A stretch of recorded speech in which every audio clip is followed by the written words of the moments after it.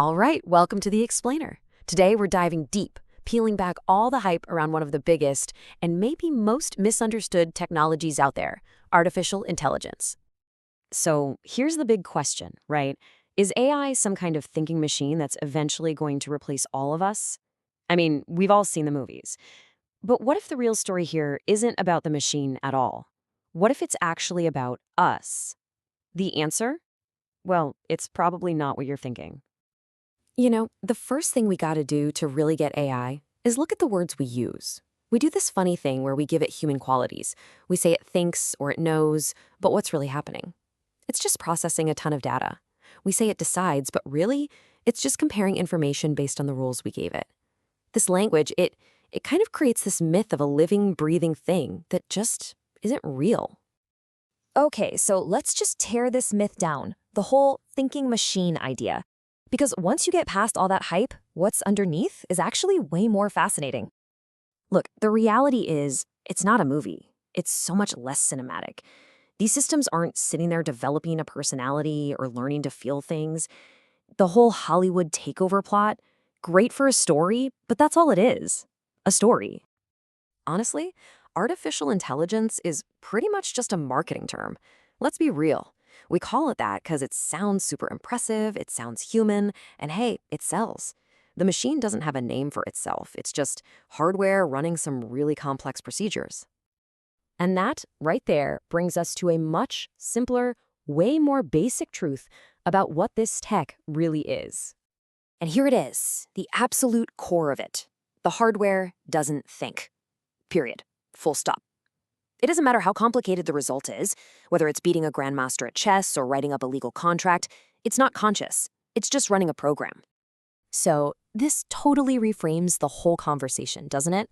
I mean, if you define intelligence the way we think about it, with things like creativity, self-awareness, free will, then these machines, they aren't intelligent. Not at all.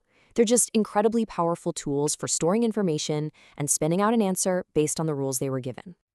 And really, that's the bottom line. It's an amazing tool. Sure, it's faster, way more efficient at certain things than any person could ever be. But it is still just a machine with a plug. You can turn it on, and you can turn it off. Okay, so this is a huge turning point in how we should think about this.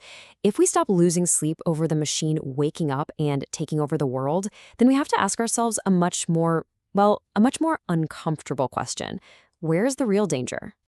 Because the real danger, it's not artificial at all. Nope. It's been with us the whole time.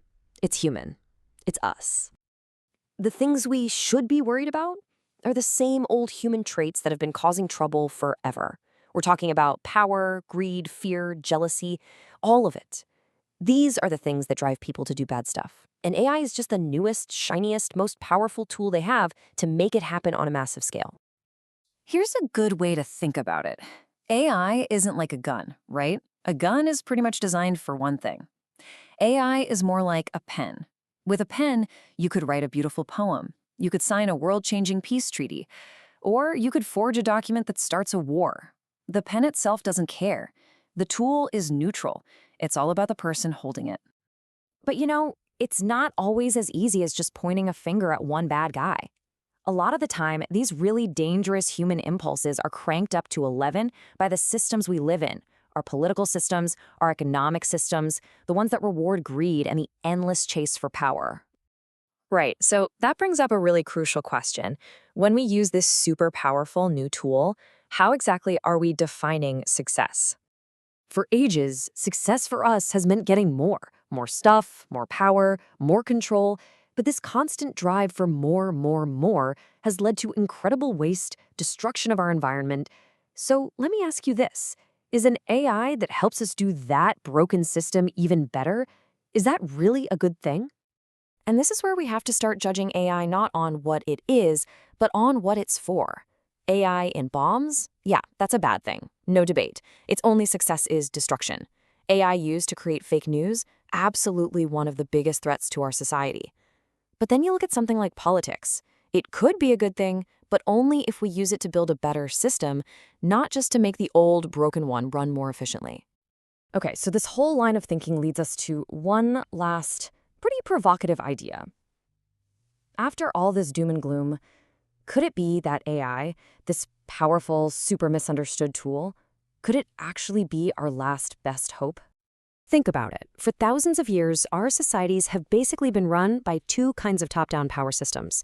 And whether it's a few elites in charge or a system where anyone can supposedly climb to the top, both of them encourage short-term thinking, power grabs, and frankly, destructive competition.